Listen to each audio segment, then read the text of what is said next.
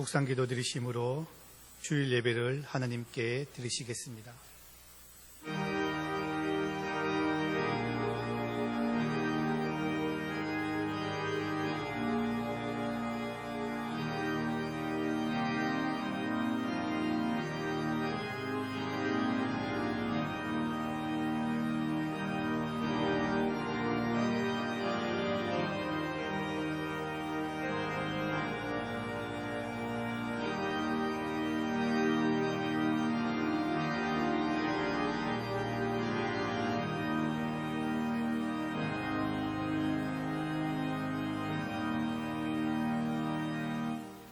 내가 죽지 않고 살아서 여호와께서 하시는 일을 선포하리로다. 여호와께서 나를 심히 경책하셨어도 죽음에는 넘기지 아니하셨도다. 내가 의의 문들을 열지어다. 내가 그리로 들어가서 여호와께 감사하리로다. 하나님은 영이시니 예배하는 자가 영과 진리로 예배할지니라. 아멘. 찬송가 43장 1절과 2절 찬송하겠습니다.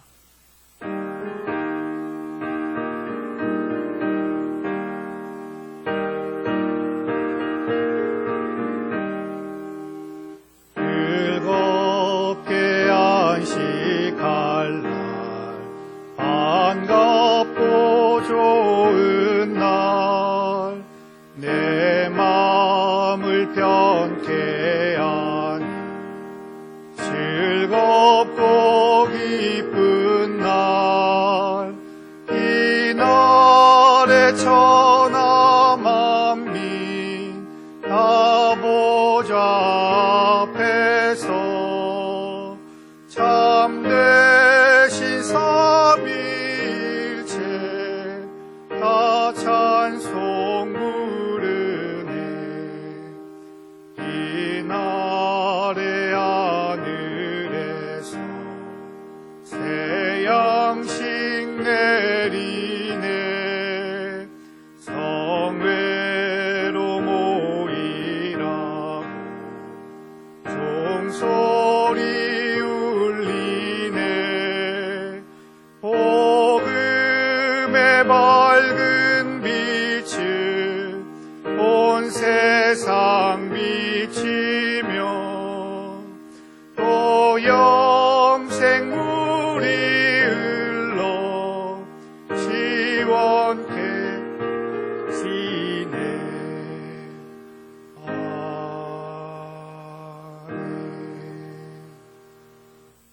성시교독 8번 시편 14편입니다.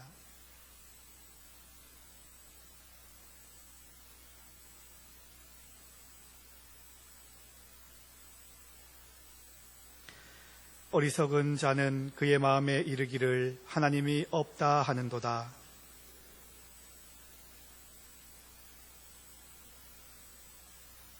여호와께서 하늘에서 인생을 굽어 살피사 지각이 있어 하나님을 찾는 자가 있는가 보려 하신즉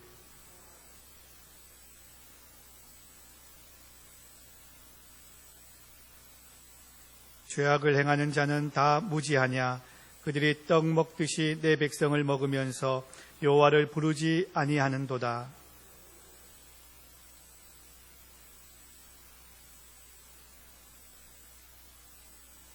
너희가 가난한 자의 계획을 부끄럽게 하나 오직 여호와는 그의 피난처가 되시도다.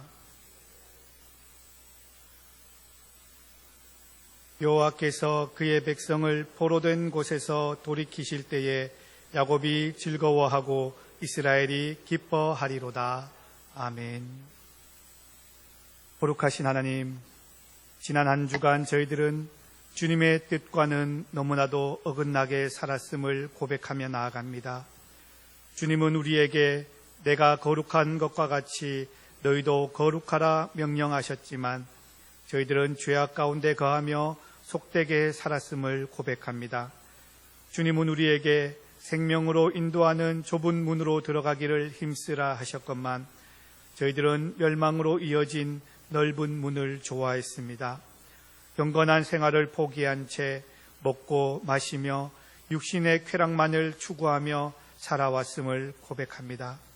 주님, 우리의 가슴을 두드리며 이 모든 죄를 고백하오니 용서하여 주옵소서. 이 시간 하나님과 나만 아는 은밀한 죄를 진실한 마음으로 고백하고 참회하는 마음으로 기도하겠습니다.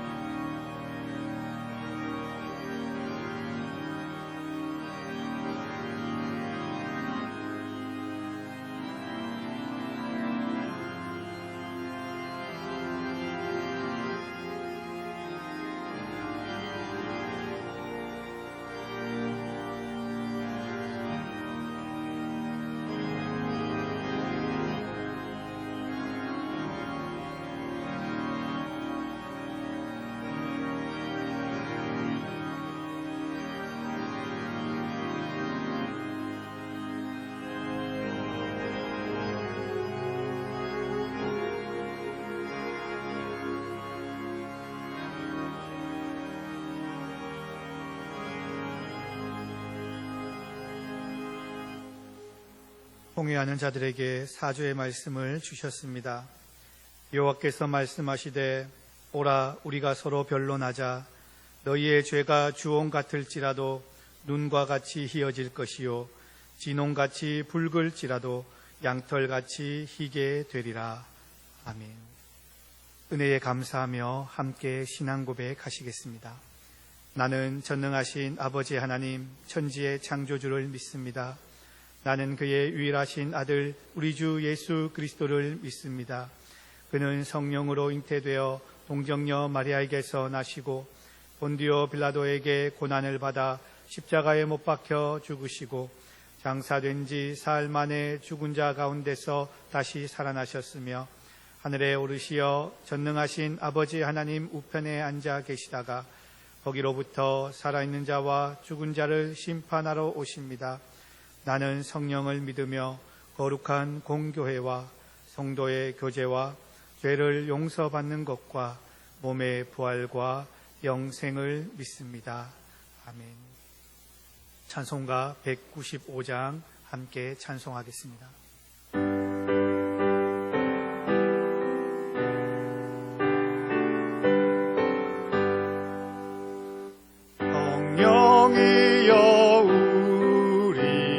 찬송 부를 때 진심으로 찬양하게 하소서. 성령이여 우리 기도 드릴 때 우리 곁에 계셔 일러주소서. 성령이여 우리 성경 읽을 때 그 속에서 빛을 보게 하소서. 성령이여 우리 전도할 때에 지혜로운 말씀 주시옵소서. 성령이여 우리 겸손해져서 우리 주와 같이 되게 하소서. 아멘. 윤정양 권사님 기도하시겠습니다.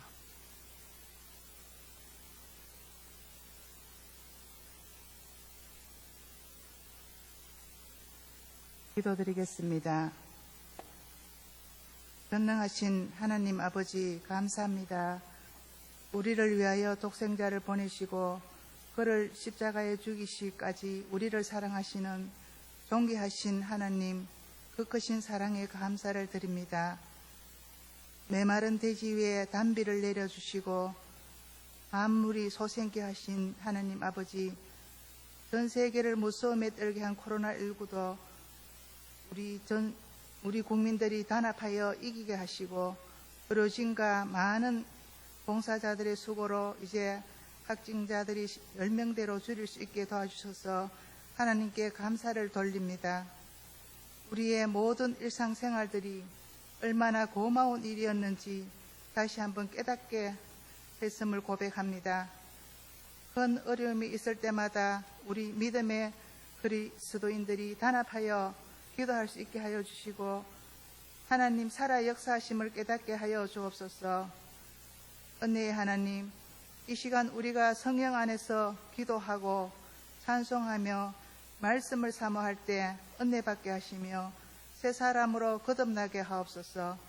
우리의 모든 죄를 자복하고 회개하는 이 시간 되게 하옵소서. 하나님 아버지, 강성교회 성도님들 가운데 질병으로 고통당하는 자에게 치료의 역사가 있게 하시며 마음이 아픈 자에게 위로하여 주시고 고통당하는 자마다 주님의 사랑으로 응답받을 수 있는 제단이 되게 하옵소서. 이 시간 말씀을 전하실 목사님께 성령님 함께 하시사 하나님 말씀만 전하게 하옵시며 말씀을 통하여 은혜 받는 이 시간 되게 하옵소서. 목사님을 받들어 맡은 바 직분 잘 감당하게 하시고 하나님께 영광 돌릴 수 있게 하옵소서.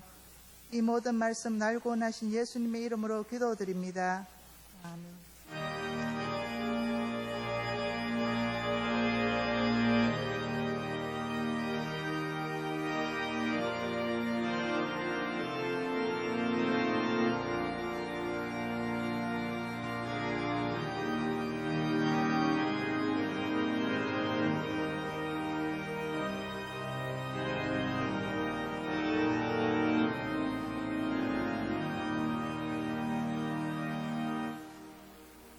하나님의 말씀은 사무엘상 21장 1절에서 9절 말씀입니다.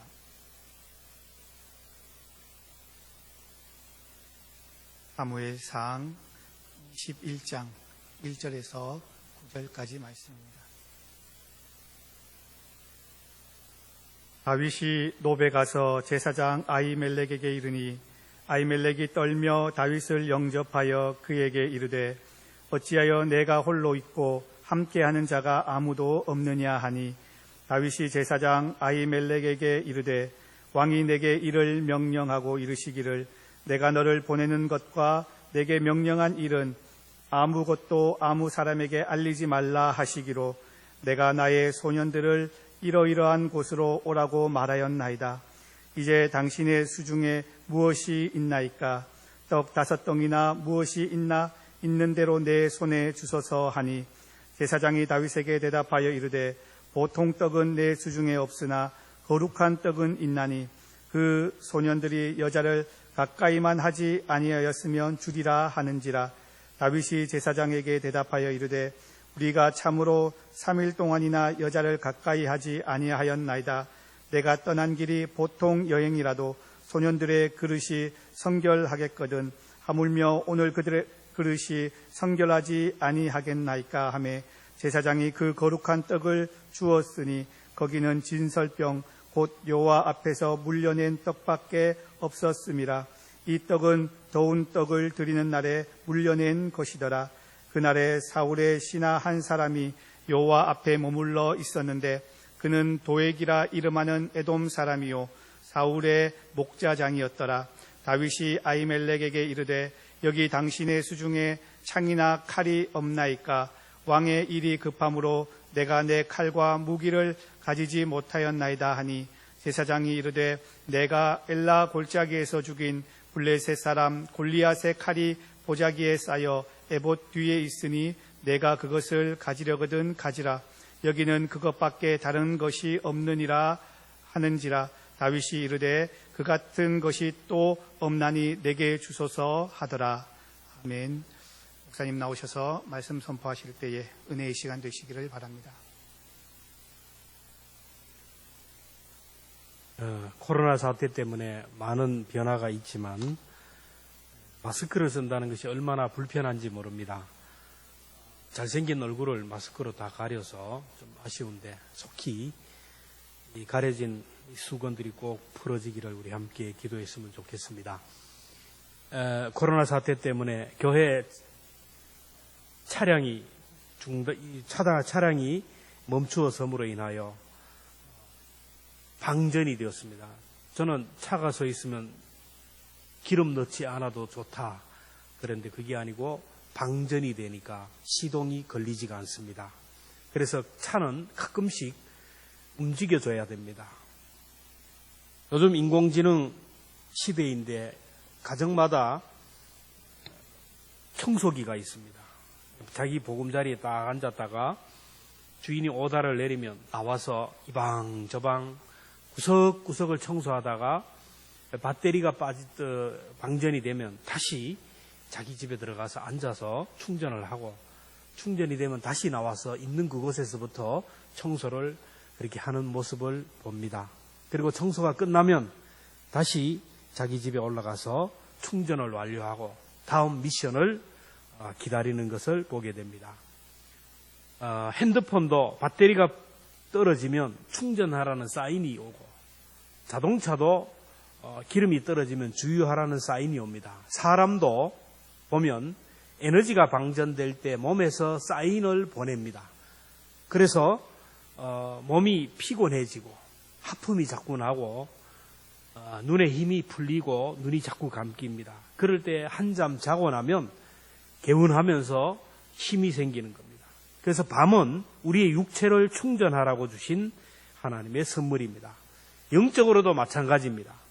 영적인 에너지가 방전되고 나면 여러 가지 증상들이 있는데 제일 첫째가 뭐냐면 교회 가기가 싫어요. 예배가 싫어지고 말씀이 싫어지는 거예요. 예배 시간이 지루합니다. 말씀이 들려지지도 않아요. 말씀을 읽지도 않습니다. 성도들을 만나는 것도 귀찮고 영적인 일이 다 귀찮아집니다.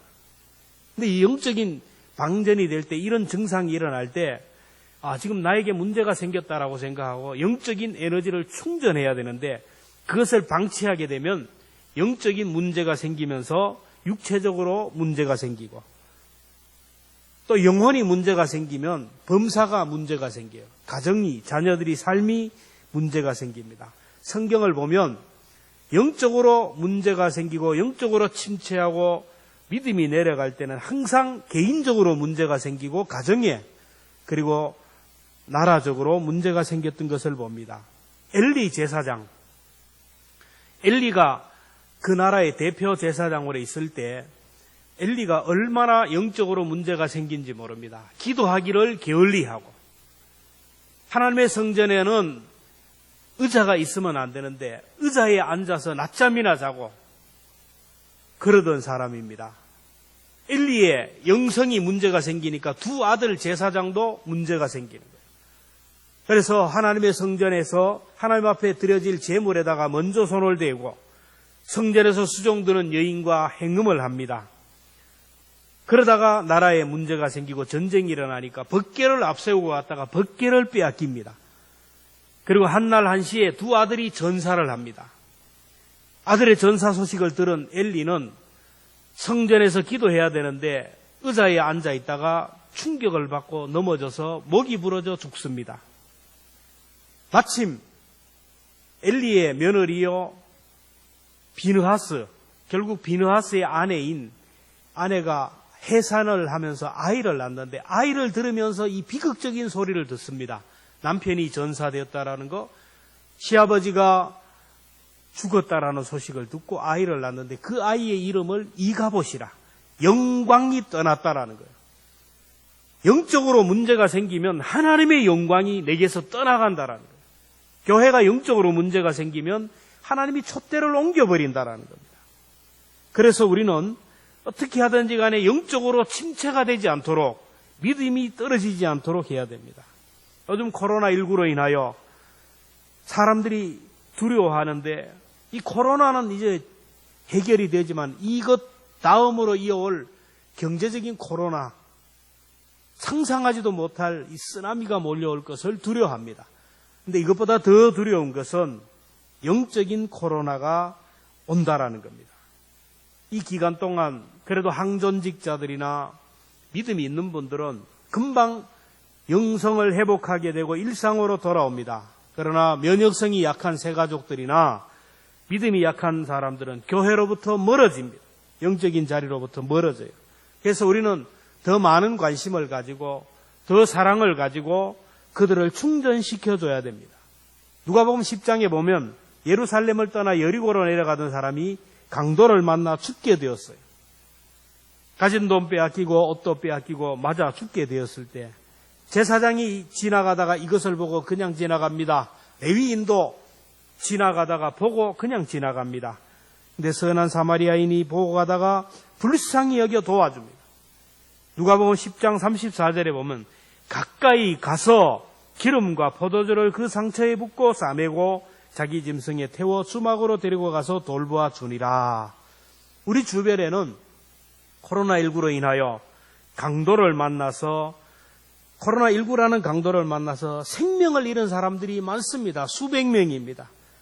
지금 이 땅에 수만 명이 사람들이 생명을 잃어버리고 코로나19로 인하여 직장을 잃어버리고 그리고 삶의 터전을 잃어버린 사람이 많습니다. 경제적으로 어려움을 당하는 분들이 많습니다. 무엇보다도 믿음을 잃어버리고 어찌해야 될지 모르는 사람들이 있습니다. 오늘 그들에게 오늘 우리는 선한 이웃이 되어 주어야 합니다. 선한 사마리아인은 상처받은 사람에게 상처에다가 포도주를 붓고 싸매어서 나귀에 태워서 주막으로 데리고 가서 돌봐주었어요. 여기에서 주막이라는 것은 오늘 교회를 의미합니다. 교회는 상처받은 사람들, 시험에 든 사람들, 문제 있는 사람들이 모인 곳이고 하나님이 치료하시는 하나님의 병원이고 어머니의 품과 같습니다. 그래서 교회는 하나님의 품이고 성도들이 치유받고 충전할 수 있는 장소입니다.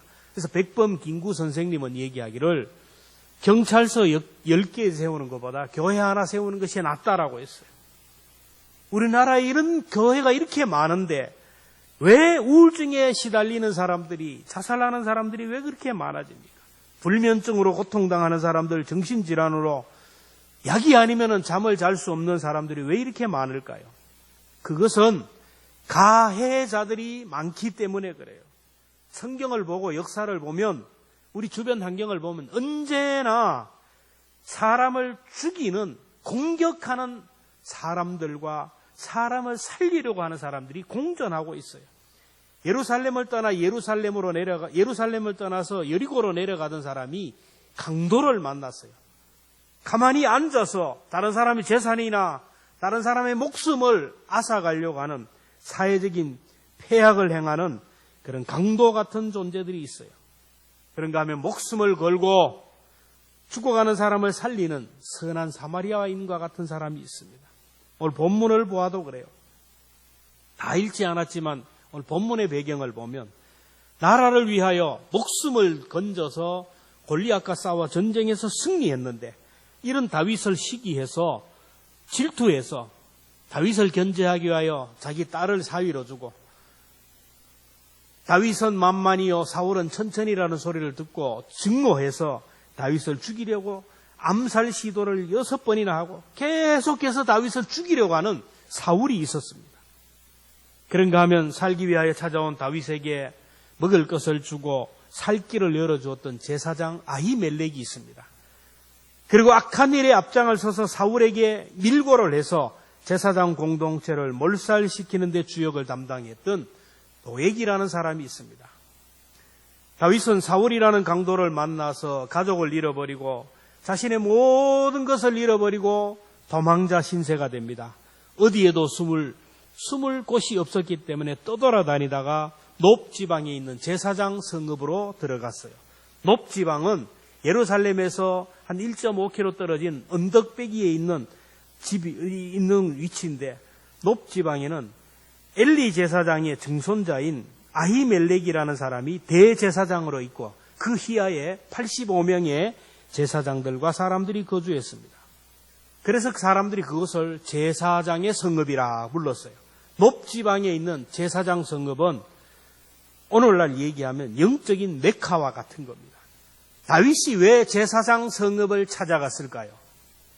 첫째는 성막에 있는 하나님의 성막을 찾아가고 하나님의 성막에 있는 제단을 붙들면 살 길이 열렸기 때문에요. 너무 급해서 살기 위하여 하나님의 성막으로 찾아갔어요. 원래 성막은 실로의 존재, 실로에 있었습니다. 그런데 엘리 제사장이 그 가문이 영적으로 타락하고 부패하다가 결국 나라가 적들에 의해서 짓밟히고 성막이 무너졌어요. 그래서 겨우겨우 살아난 엘리의 증손자가 결국 그곳에서 제사장 일을 하면서 하나님의 성전을 이어갔다라는 겁니다. 구약 시대는 성막에 있는 제단의 뿔을 붙들면, 죄 없는 사람은 붙들면 보호를 받아요. 하나님의 이름으로 보호를 받았어요. 그래서 다윗이 그곳을 찾아갔습니다. 다윗이 제사장의 성읍을 찾아갔다는 말은 요즘 말로 하면 교회를 찾아갔다라는 거예요. 절박한 심령으로 그 성읍을 찾아갔을 때 아히멜렉이 그를 받아줍니다. 굶주린 다윗에게 빵을 주고 떡을 주었는데 성전에 진설된 떡을 주었다는 거예요. 여러분 또 잘 알다시피 율법적으로 보면 하나님의 성전에는 12개의 떡이 항상 진설되어 있는데 이 떡은 제사장만이 먹을 수 있는 거예요. 그런데 이 떡을 다윗에게 주었다라는 겁니다. 이 떡은 제사장만이 먹을 수 있으니 네가 배가 고프니까 좀 참아라. 음식을 만들어서 줄 테니까 하지 않았어요. 아히멜렉의 마음이 하나님의 마음이에요. 지금 바짝 굶주려 있는, 배가 고파서 허기가 져 있는 이 사람을 보고 기다리라고 할 수 없어서 제사장만이 먹어야 할 진설병을 다윗에게 먹게 하셨다라는 거예요. 이게 바로 하나님의 마음이고 부모의 마음이고 긍휼히 여기는 마음이에요. 하나님은 굶주린 인생을 외면하지 아니하고 지치고 피곤한 인생을 외면하지 않습니다. 죄인이냐 의인이냐 내가 세상에서 무엇을 했느냐 이런 것을 따지지 않고 있는 그대로를 받으시고 채워주신다라. 마태복음 11장 28절은 수고하고 무거운 짐진 자들아 다 내게로 오라 내가 너희를 쉬게 하리라. 죄인은 오지 말라는 게 아닙니다. 의인들만 오라는 겁니다. 잘난 사람만 오라는 게 아닙니다. 수고하고 무거운 짐진 자들아, 가정의 문제, 자녀의 문제, 질병의 문제, 모든 문제 있는 사람들은 다 내게로 오라. 내가 너희를 쉬게 하리라. 성경을 보면, 예수님의 사역을 보면 눈물 흘리는 자, 질병으로 고통당하는 자, 장애를 가진 사람들, 사회적인 약자들, 지금 여기서 고통을 당하는 사람들이 오면 이 사람이 월요일이든 주일이든 안식일이든 상관없이 그냥 고쳐주셨어요. 율법에 보면 안식일에는 일을 하면 안 됩니다. 안식일에 병자를 고쳐주면 안 돼요. 근데 예수님은 안식일에 자기를 찾아온 환자를 보면 자기 눈앞에 고통당한 사람이 있으면 고쳐주었다라는 겁니다. 이걸 알고 부패한 종교 지도자들이 예수님을 고발하기 위하여 안식일에 병을 고친다는 것을 현장 목격을 하기 위해서 병자를 예수님에게 몰아갔어요. 예수님이 봅니다. 이 환자가 지금 내 앞에 와 있어요. 그리고 주변에 돌아보니까 이 현장을 목격하고 이 현장을 증언할 증인들까지 다 서 있어요. 여기에서 안식일을 이 병자를 고치면 분명히 문제가 일어나고 복잡해요. 이 복잡한 문제를 피하기 위해서는 내일 와라. 내가 내일 고쳐주겠다라고 하지 않아요. 지금 고통당하는 사람을, 지금 눈물 흘리는 사람을 더 이상 기다리게 할 수 없는 이 마음이 주님의 마음이에요. 그래서 안식일에도 고쳐주었어요. 마치 이건 뭐냐 하면은 부모가 자녀가 지금 아파하고 자녀가 지금 고통을 당하는데 내일 새벽에 병원에 가자. 자고 일어나서 내일 가자 하지 할 부모가 없어요. 밤이든 새벽이든 업고 병원으로 달려가는 거예요. 이게 부모의 마음입니다. 주님은 말씀합니다. 마가복음 2장 27절에 안식일이 사람을 위하여 있는 것이 아니고 사람이 안식일을 위하여 있는 것이다. 오늘 우리는 법을 위하여 존재하는 것이 아니고 법이 우리를 위하여 존재하는 거예요. 우리가 교통신호를 지키기 위하여 사는 게 아니고 교통신호가 우리를 위하여 존재하는 겁니다. 국가도 민족도 지도자들도 백성들을 위하여 존재하는 것이지 우리가 그 지도자를 위하여 존재하는 것이 아니라는 겁니다. 교회는 문제 있는 사람이 찾아오고 죄인들이 찾아오고 절박한 문제를 가진 사람이 찾아와요. 민주화 운동이 일어났을 때 학생들이 막 쫓겨서 명동성당으로 아니면 절로 들어갔어요. 그러면 공권력이 그 안에 들어올 수가 없었어요. 얼마 전에 탈북한 탈북민이 우리나라에 왔는데, 여러분, 국가적으로 민주주의 국가에서는 살기 위하여 정치적인 문제든지 종교적인 문제든지 살기 위하여 망명을 요청하면 국가법으로 그 사람을 보호합니다. 근데 북한에서 2명이 탈북해서 넘어왔는데 북한으로 강제 송환을 시켰어요. 정치적인 논리로 북한에서 범죄하고 돌아왔다 그래서 강제로 돌려보냈어요. 그 강제로 돌아간 사람이 어떻게 했습니까? 가자마자 죽었을 거예요. 어떤 논리든지 간에 생명을 구원하는 것이 하나님의 뜻이에요. 그 2 사람의 피값을 반드시 하나님이 찾을 겁니다. 호세아 6장 6절에 보면 나는 인애를 원하고 제사를 원치 않는다. 예배하고 봉사하고 헌신하는 것도 중요하지만 한 생명을 사랑하는 것, 이걸 원한다라는 거예요. 하나님의 뜻은 사람을 사랑하고 불쌍히 여기는 거예요. 미가서 6장 8절에 보면 여호와께서 내게 구하시는 것은 오직 정의를 행하며 인자를 사랑하며 겸손하게 내 하나님 여호와 내 하나님과 함께하는 것이 아니냐. 하나님은 살기 위하여 성전을 찾아오는 제단에 뿔을 붙드는 사람을 내치지 않아요. 하나님이 살려주신다라는 거예요. 코로나19로 인하여 많은 사람들이 정말 많은 문제를 가지고 있고 많은 상처가 있고 아픔이 있습니다. 이럴 때 하나님께 나가야 됩니다. 지금이야말로 하나님의 품에 안겨서 하나님께 집중하며 은혜 받는 일에 집중해야 될 때예요. 집에서 청소기들이 빙빙빙빙 돌아다니다가 배터리가 떨어지면 자기 집에 올라가서 충전하는 것을 보면서 나는 얼마나 하나님 앞에 나가서 영적으로 충전하는 시간을 갖는가, 나 자신을 돌아봐야 돼요. 영적인 방전이 되어서 아무것도 할 수 없는 내 모습이지만은 여전히 이 자리에 앉아있는 우리의 연약함을 회개하면서 충전의 자리에 올라가야 된다라는 거예요. 내 몸이, 내 시간이, 내 삶의 구체적인 모습들이 충전의 자리에 올라가야 돼요. 충전하지 않으면 내 육신에 문제가 생기고 내 삶에 문제가 생기는데, 근데 사람들은 나를 사랑하는 방법을 몰라요. 정말 나를 사랑하면, 나를 사랑한다면 어머니의 품과 같은 교회에 자꾸 내가 가 있어야 돼요. 은혜의 보좌로 나가야 돼요. 하나님 앞에 나와서 하나님 너무 힘듭니다. 너무 고통스럽습니다. 하나님 앞에 울면 하나님이 만져주시고 치료하여 주실 줄로 믿습니다. 교회 오지 못해도 어디 가정에 있든 어디 있든 간에 힘들고 어려울 때, 영적으로 지칠 때 주의 이름 부르세요. 주의 이름을 부르고 아버지의 이름을 부르고 말씀을 묵상하면 있는 그곳에서 하나님이 순간적으로 충전해요. 요즘 핸드폰이 어디 가도 다 터져요. 근데 안 터지는 곳도 있어요. 그러나 우리가 하나님 앞에 기도하면 그것이 골방이든 어디이든 내 마음속으로 기도해도 하나님은 우리의 기도를 다 들어주시고 우리의 눈물을 다 기억하여 주시고 우리를 치료하시고 회복시켜 주십니다. 나만 충전하는 것이 아니고 우리 주변을 돌아보세요. 아직까지 이 자리에 오지 못하는 사람들이 많아요. 히브리서 10장 24절 보면 서로 돌아보아 사랑과 선행을 격려하며 모이기를 피하는 어떤 사람들의 습관과 같이 하지 말고 오직 건하여 그날이 가까움을 볼수록 더욱 그리하라. 모닥불도 함께 있을 때 불이 타요. 하나둘 꺼내놓으면 다 꺼져요. 지금 함께 모여서 성령의 능력으로 성도들의 믿음이 무르익을 때에 지금 예배, 현장 예배가 중단됨으로 인하여 그 모닥불들이 다 끊어졌어요.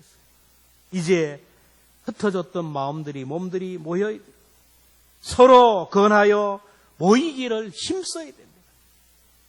아마 시간이 걸릴 겁니다. 그럼에도 불구하고 우리는 끝까지 서로 돌아보고 사랑과 선행으로 격려하면서 모임의 자리에서 함께 모일 때 하나님께서 영적으로 우리를 충전시켜 주십니다.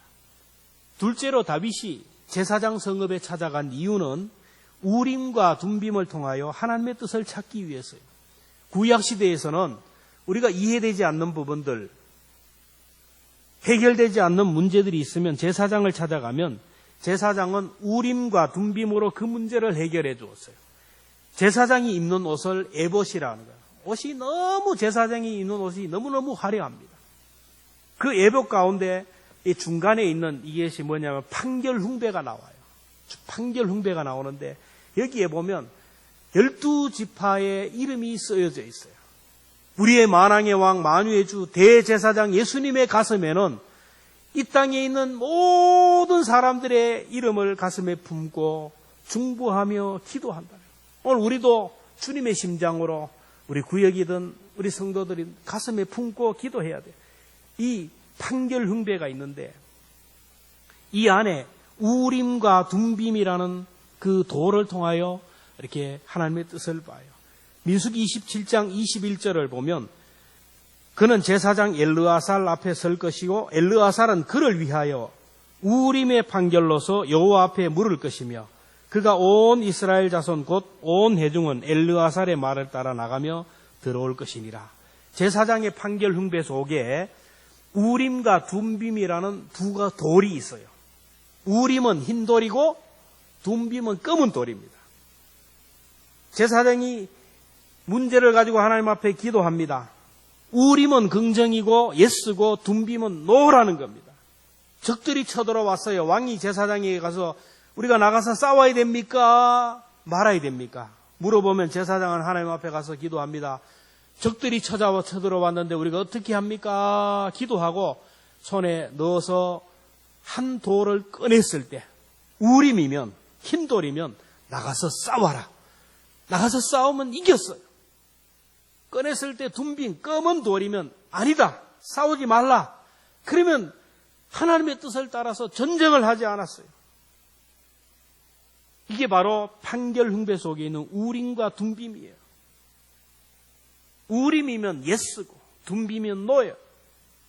구약시대는 하나님의 주권을 인정했기 때문에 이렇게 우림과 둠빔으로 말씀하시는 하나님의 뜻을 따랐어요. 제비 뽑는 뜻을 따랐어요. 요나의 죄로 풍랑이 일어나서 그 풍랑의 원인이 무엇인가를 뽑았을 때 정확하게 요나가 뽑혔어요. 아이성 전투에서 실패한 원인을 찾을 때 제비를 뽑았을 때 정확하게 전쟁에서 전리품을 뒤로 뺀 아간이 뽑혔어요. 이 구약시대의 하나님의 뜻을 찾는 방법입니다. 다윗이 제사장을 찾아간 이유는 바로 하나님의 뜻을 찾기 위해서요. 내가 뭔 죄가 있는데 왜 사울은 나를 그렇게 죽이려고 합니까? 혹시 내가 알지 못하는 죄가 있고 우리 가문이 알지 못하는 죄가 있습니까? 이 뜻을 찾아보기 위해 너무너무 억울해서 제사장에게 찾아갔어요. 내가 사울에게 이렇게 고난을 당하고 도피하게 다윗이 나를 죽이려고 해서 내 죄 때문입니까? 아닙니까? 물었을 때 아마 아히멜렉은 꺼냈을 때 둠빔이 나왔을 거예요. 아니다. 너의 죄가 아니고 너는 죄가 없다. 그래 낙심하지 말라라는 사인을 받아요. 성경을 보면 다윗은 문제가 있을 때마다 하나님 앞에 나가 물어봐요. 무슨 상황이 있고 문제가 있을 때마다 그는 자기 감정에 자기 생각에 치우치지 않아요. 만약에 자기 감정대로 살았더라면 정당방위 차원에서 사울을 죽여도 몇 번 죽였을 거예요. 하나님 앞에 물었어요. 어떻게 하면 좋습니까? 물었어요. 오늘도 교회에 가면 하나님이 우림과 둠빔으로 말씀합니다. 우림과 둠빔으로 말씀한다니까 요즘도 사람들이 그렇게 성경을 하나님 어떻게 해야 됩니까? 오늘 제가 읽을 때 하나님 말씀하여 주옵소서. 어떤 사람이 문제를 가지고 내가 하나님 어떻게 해야 됩니까? 기도하러 가야 됩니까? 말아야 됩니까? 하나 둘 셋 하니까 하나님이 사랑하는 자에게 잠을 주시니라. 기도하지 않고 잤다라는 거예요. 이 자기 방식이에요. 자기 방식. 우리가 문제가 있을 때 새벽 기도도 하고 작전 기도도 하고 뭔가 김식 기도를 하면서 하나님의 뜻을 구하면 우림과 둠빔으로 말씀하는데 오늘 우림과 둠빔은 기록된 하나님의 말씀이에요. 선포되는 하나님의 말씀이에요. 그래서 문제가 있을 때 30분 기도하면 30분 성경을 읽어야 돼요. 작정하고 기도할 때는 새벽 기도를 볼 때 모든 예배에 빠짐없이 참석해야 그 예배 시간을 통하여 말씀으로 응답을 하셔요. 그리고 우리가 하나님 앞에 기도하다 보면 직관을 통하여 어떤 생각을 통하여 우리에게 하나님이 사인을 주시기도 합니다. 성경을 많이 읽고 많이 들어놓은 사람은 문제가 있을 때 기도하면 성경이 툭 생각이 나서 성경으로 응답해 주세요. 그래서 우리는 어떻게 하든 성경을 많이 읽어놓고 많이 들어야 어떤 위기 상황이 올 때 기도하면 이 말씀이 하나님이 성령을 통하여 응답을 주시는 거예요.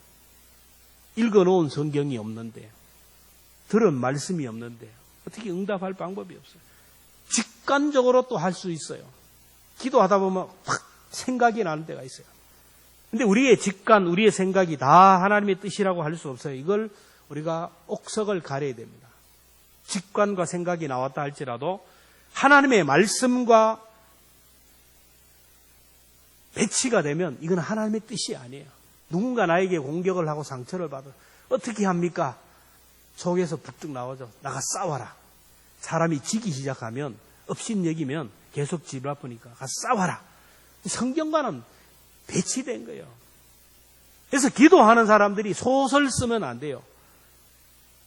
기도하다 보면 오만 생각이 다 나요. 이 생각을 하나님의 뜻으로 알고 나가다 보면 잘못된 거예요. 내 생각들, 직관들이 온다 할지라도 이게 하나님의 말씀과 맞추어서 맞는지 안 맞는지를 분간할 수 있어야 됩니다. 우리가 하나님 앞에 나가면 또 하나님은 세상을 이길 수 있는 지혜도 주시고 사탄을 이길 수 있는 무기도 주세요.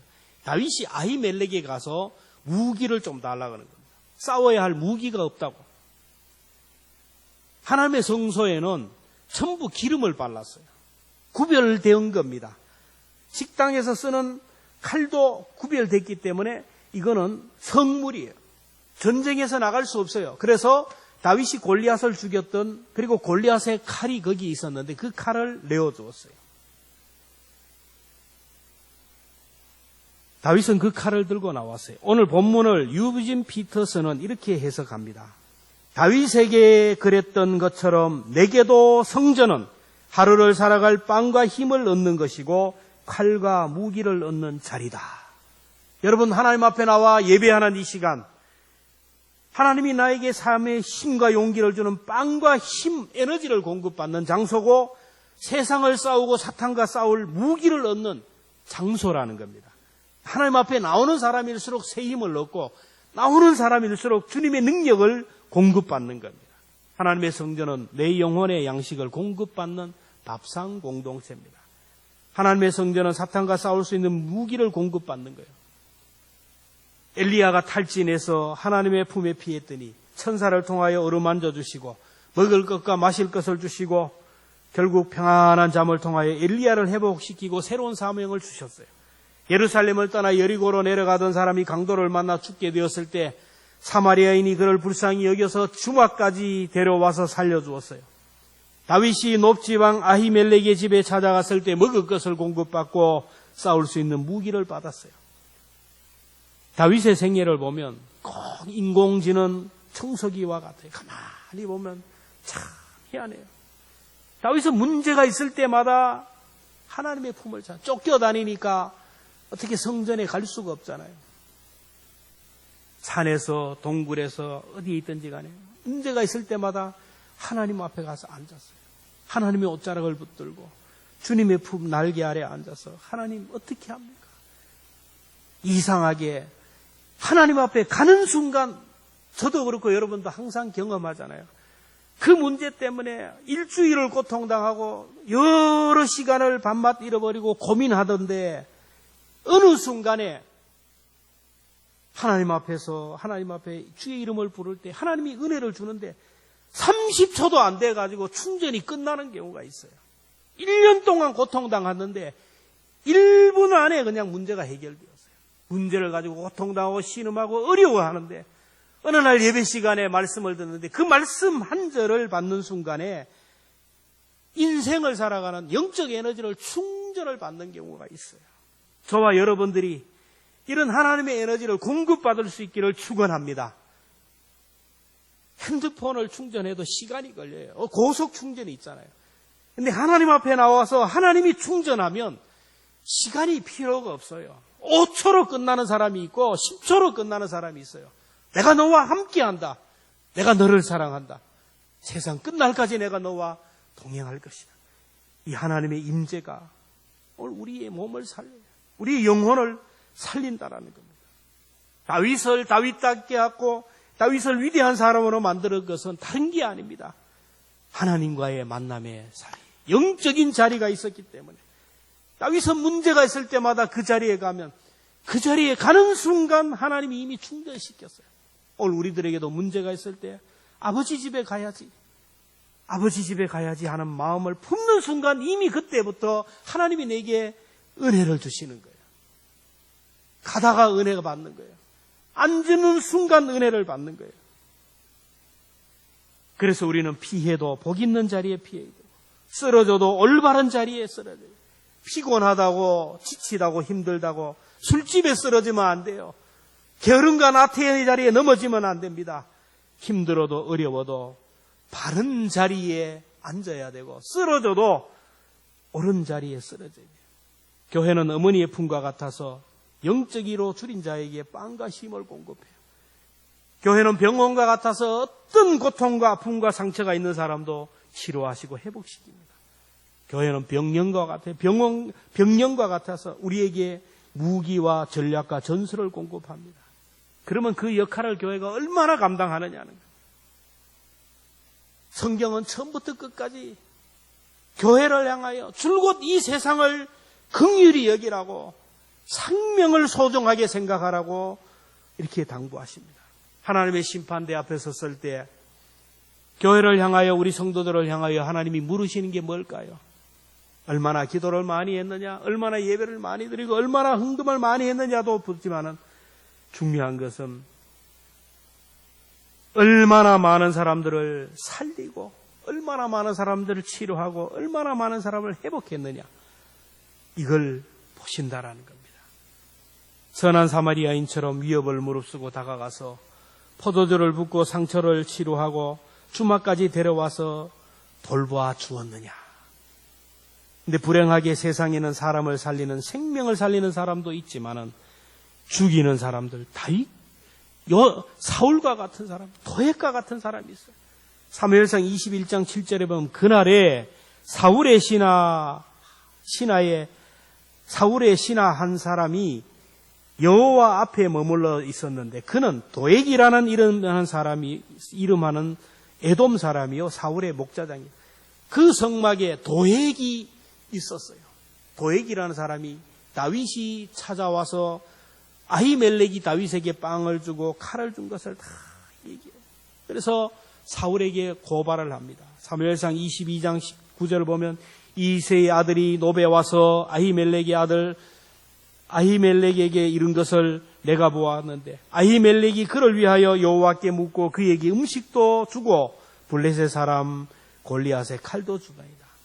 그러자 사울이 신하들에게 얘기하면 높 지방에 있는 제사장들을 다 죽이라는 거예요. 근데 신하들이 제사장 죽인 것을 두려워하니까 이 도액이라는 사람에게 군사를 보내어서 다 죽이라는 거예요. 도액이 군사를 이끌고 와서 높 지방에 있는 85명의 제사장들을 전멸시킵니다. 그 성에 있는 남녀, 어린 나이, 젖먹이 그리고 짐승들을 다 죽여버려요. 사울과 같은 사람이 있어요. 사울은 하나님이 죽이라는 것은 살리고 살리라는 것을 죽여요. 아말렉 전쟁에서 왕을 비롯하여 모든 적들과 짐승들을 죽이라 그랬는데 아까워서 살려두었어요. 하나님이 살리라고 하는 제사장들 다윗을 그렇게 죽이려고 했어요. 오늘도 그렇습니다. 살려야 될 사람은 살리지 못하고 죽여야 될 사람은 죽이지 못하고 살려야 될 사람을 죽이는 사람들이 많아요. 그리고 사울을 돕는 도액과 같은 사람이 있습니다. 짧은 생 한평생을 살아가면서 가문의 문을 닫고 불행한 인생을 살았던 사람이 있어요. 오늘 우리는 사울과 도액과 같은 존재가 되면 안 됩니다. 이런 사람들은 영이 병든 사람이고 믿음이 파선한 사람입니다. 오늘 나라를 보면서 정치적인 구조를 보고 우리 주변을 보면서 영예의 분별이 있어야 됩니다.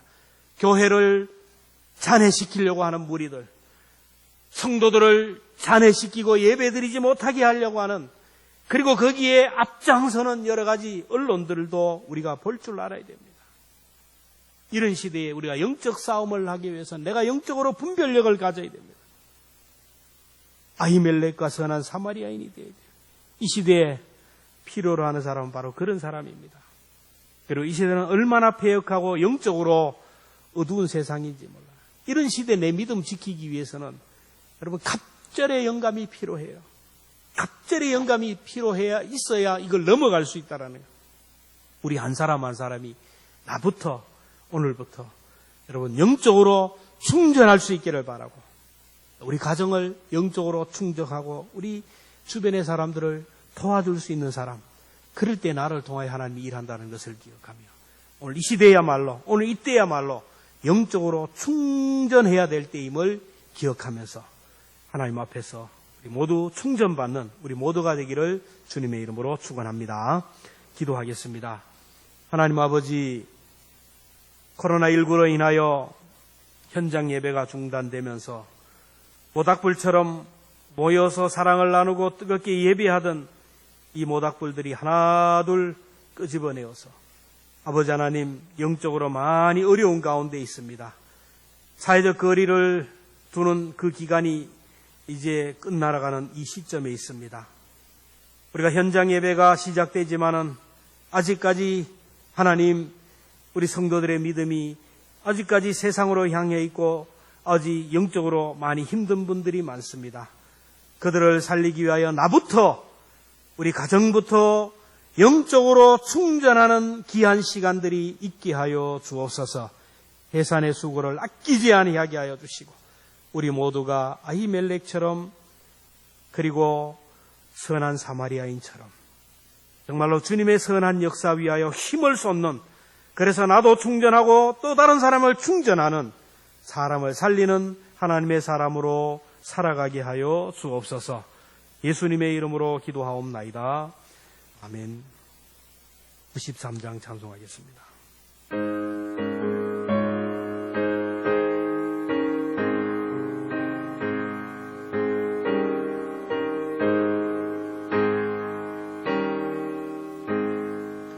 예수는 나의 힘이요 내 생명 되시니 구주 예수 떠나 살면 죄중에 빠지리.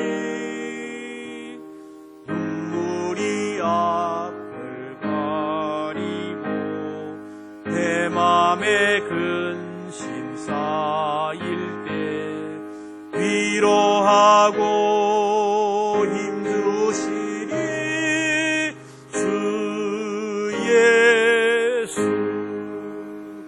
예수는 나의 힘이요 내 친구 되시니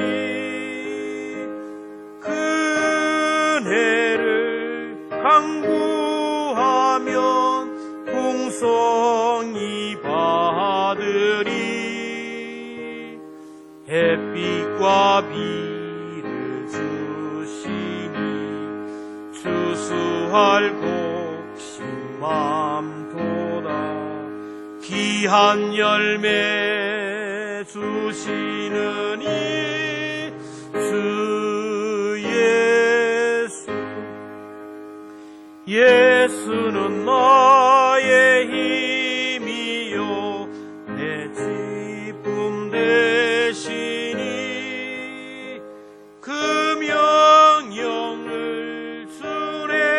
준행하여 늘 충성하겠네.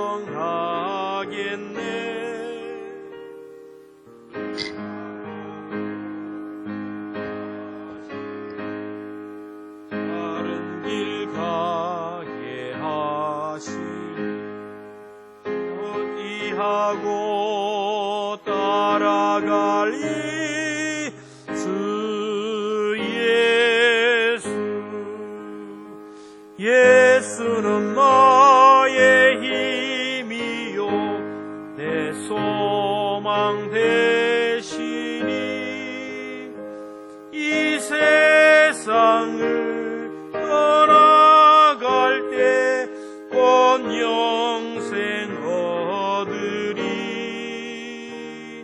한없는 복을 주시고 영원한 기쁨 주시니 나의 생명 나의 기쁨 주 예수. 하나님 아버지, 오늘도 광야 같은 이 험한 세상 십자가 붙들고 주님의 옷자락을 붙들고 믿음의 선한 싸움 싸우다가 오늘 은혜 받기 위하여 영적으로 충전하기 위하여 주의 성전에 올라오게 하심을 감사합니다. 한 분 한 분 영적인 상태를 아시는 하나님, 하나님의 때에 하나님의 방법으로 충전시켜 주실 줄로 믿습니다. 하나님이 한번 손대시고 하나님이 한 번만 우리를 만져주시면 우리가 일생을 살아가는 영적인 힘을 공급받을 수 있사오니 우리 모두가 은혜 받는 일에 집중하게 하여 주옵소서. 자녀를 살리고 가정을 살리고 교회를 살리고 민족을 살리기 위하여 나부터 은혜 받게 하여 주시고 나부터 성령의 충만함을 받게 하여 주시기를 원합니다. 오늘도 주의 성전에 올라온 하나님의 권석들을 한 분 한 분 주님이 따뜻한 사랑의 손길로 안수하여 주옵소서. 약한 몸들이 치료되고 회복되게 하여 주시기를 원합니다. 경제적인 어려움으로 고통당하는 우리 지체들 은혜를 주셔서 밀가루통에 밀가루가 기름병에 기름이 끊어지지 않는 복을 허락하여 주옵소서. 하나님 아버지, 이 나라가, 이 민족이 앞으로 해결해야 할 문제들이 너무너무 많은데 위정자들에게 아버지의 마음, 긍휼의 마음을 주어서 먼저 내려놓고 헌신하며 우리 여야가 한 마음으로 이 난국을 잘 극복해 갈 수 있도록 은혜 베풀어 주시기를 원합니다.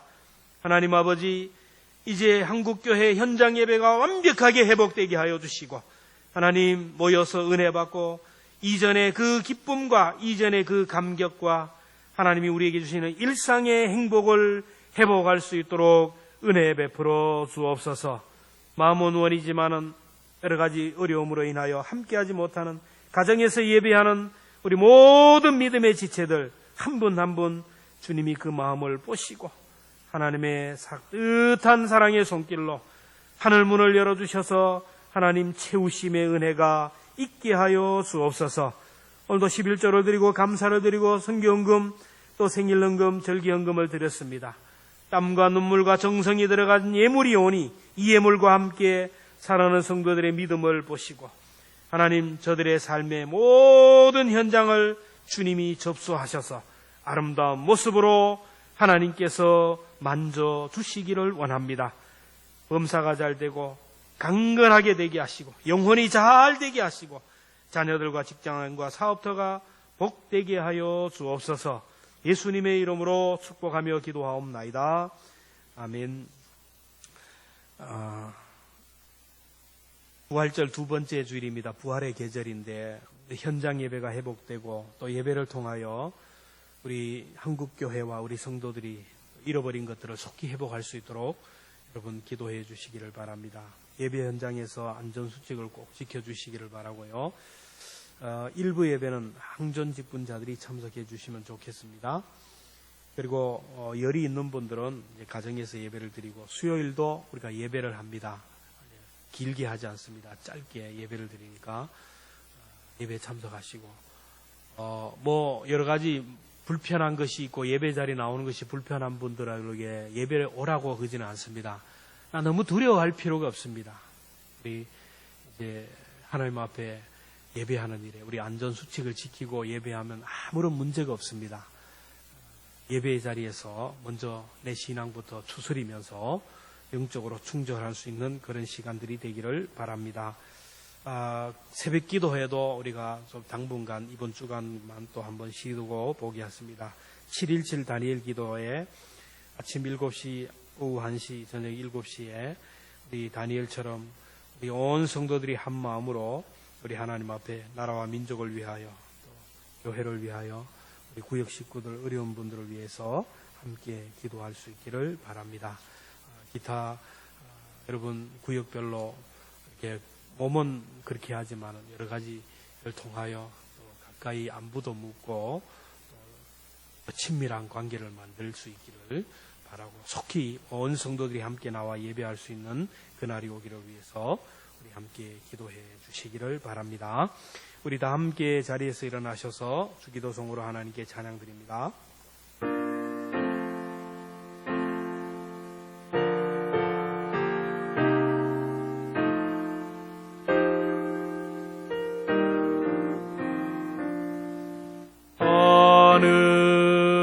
하늘에 계신 아버지 이름 거룩하사 주님 나라 임하시고 뜻이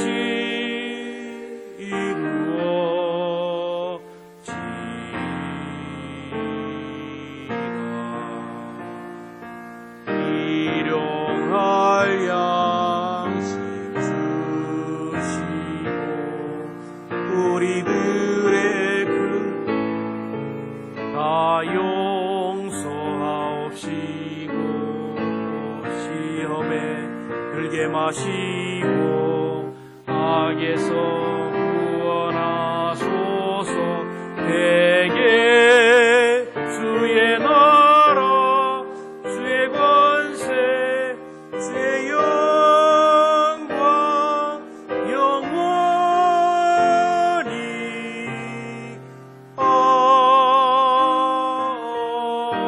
아멘. 지금은 주 예수 그리스도의 구속의 은혜와 하나님의 한량없는 그 사랑하심과 보혜사 성령님의 감동, 감화, 교통하심이 이 험한 세상 살다가 코로나19로 인하여 많은 것들을 잃어버리고 영적으로 침체된, 그래서 하나님의 은혜만 구하고 하나님께 충전받기 원하여 오늘도 주의 성전에 올라온 믿음의 권속들 한 분 한 분 머리 위에 예배의 자리에 올라오지 못하지만 가정에서 하나님의 은혜를 구하는 사랑하는 성도들의 삶 속에 피로 값주고 세우신 우리 교회와 민족 가운데 지금부터 영원토록 함께 하시기를 축원하옵나이다. 아멘.